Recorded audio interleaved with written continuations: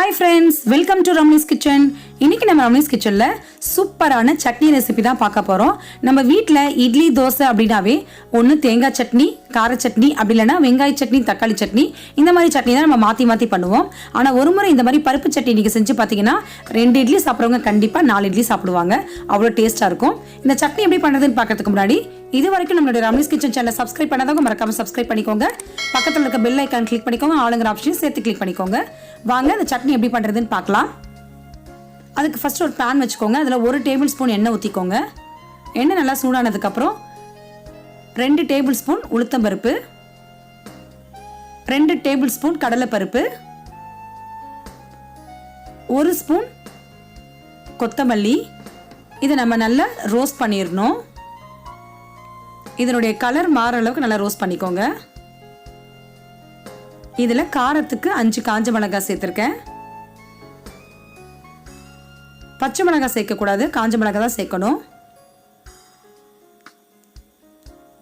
இந்த எண்ணெயிலே நல்லா ரோஸ்ட் பண்ணிடுங்க.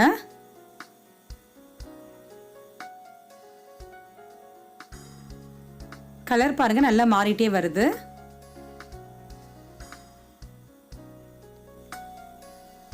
அவ்வளோதான். இதை நம்ம ஒரு மிக்ஸி ஜாருக்கு மாற்றிக்கலாம்.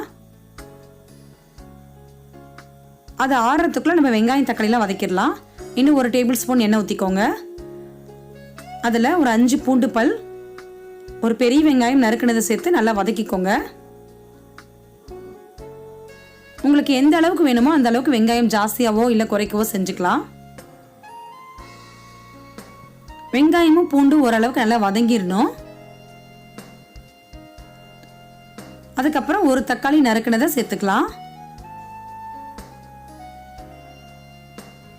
தக்காளி நல்லா சாஃப்டா வதங்கிடணும்.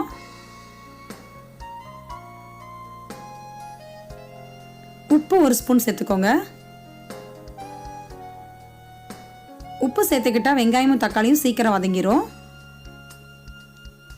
இதோட ஒரு சின்ன சைஸ் புளி கழுவிட்டு சேர்த்துருக்கேன். புளியை பொறுத்த வரைக்கும் எப்பவுமே ஒரு முறை கழுவிட்டு சேர்த்துக்கோங்க. அதில் மண்ணெல்லாம் இருந்தால் போயிடும். வெங்காயம் தக்காளி நல்லா வதங்கிருச்சு. இதில் துருவிய தேங்காய் 3 டேபிள் ஸ்பூன் சேர்த்துக்கிறேன். தேங்காய் பிடிக்காதவங்க நீங்கள் தேங்காய் இல்லாத கூட இந்த சட்னி அரைச்சிக்கலாம். இதை அதில் ஒரு 1 நிமிஷம் வதக்கிக்கலாம்.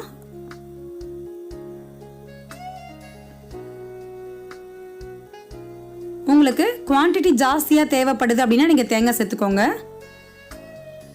டேஸ்ட்டும் நல்லாயிருக்கும். ஸ்டவ் ஆஃப் பண்ணிடலாம். இதையும் நல்லா 5 நிமிஷம் ஆற வச்சுக்கோங்க.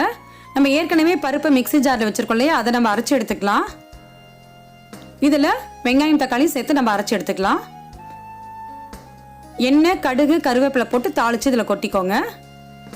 அவ்வளோதான், நம்மளுடைய சூப்பரான பருப்பு சட்னி ரெடி ஆயிடுச்சு. வீட்டில் பார்த்தீங்கன்னா இட்லி தோசைக்கு நம்ம ஒரே மாதிரி சட்னி அரைச்சிருச்சு நமக்கே போர் அடிச்சிருக்கும். இந்த மாதிரி நீங்கள் டிஃப்ரெண்ட்டாக ஒரு முறை சட்னி அரைச்சி பாருங்கள். இது காரம் புளிப்பெல்லாம் சேர்ந்து சாப்பிட்றதுக்கு ரொம்பவே டேஸ்ட்டாக இருக்கும். தோசை இட்லி சாப்பிட்றதுக்கு ரொம்பவே அட்டகாசமாக இருக்கும். இதே மாதிரி நீங்கள் வீட்டில் ட்ரை பண்ணி பாருங்கள். ட்ரை பண்ணி பார்த்துட்டு எப்படி இருந்துச்சுன்னு எனக்கு கமெண்ட் பண்ணுங்கள். இந்த வீடியோ உங்களுக்கு பிடிச்சதுனா லைக் பண்ணுங்கள். உங்கள் ஃபேமிலி அண்ட் ஃப்ரெண்ட்ஸ்க்கு ஷேர் பண்ணுங்கள். இந்த மாதிரி புது வீடியோக்கள் நீங்கள் பார்க்கணும்னு நினச்சிங்கன்னா மறக்காமல் ரம்னிஸ் கிச்சன் சேனலை சப்ஸ்கிரைப் பண்ணிக்கோங்க. பக்கத்தில் இருக்க பெல் ஐக்கான் கிளிக் பண்ணிக்கோங்க. ஆளுங்கிற ஆப்ஷனையும் சேர்த்து கிளிக் பண்ணிக்கோங்க. அப்போ தான் இந்த மாதிரி புது வீடியோக்கள்லாம் உங்களோட மொபைல் தேடி வந்து சேரும். தேங்க்ஸ் ஃபார் வாட்சிங்.